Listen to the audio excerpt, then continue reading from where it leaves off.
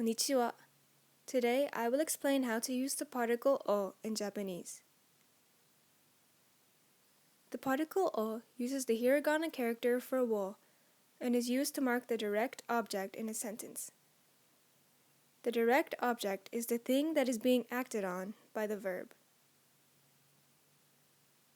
Here are some example sentences. The girl read the book. The dog ate a bone. He made a cake for his family. The direct objects in these sentences are book, bone, and cake, as they are the nouns that are being acted on by the verb. In the first example, the girl read the book. 彼女は本を読みます.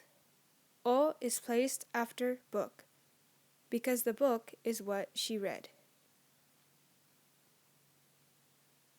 In this example, I rode the bus. 私はバスを乗ります. O is placed after bus, because the bus is what I rode on.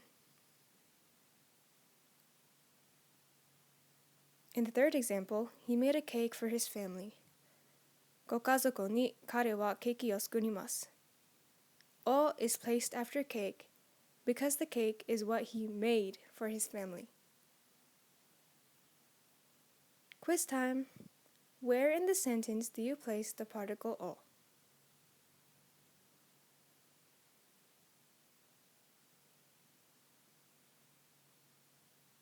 O is placed after osushi, because sushi is what the dog is eating.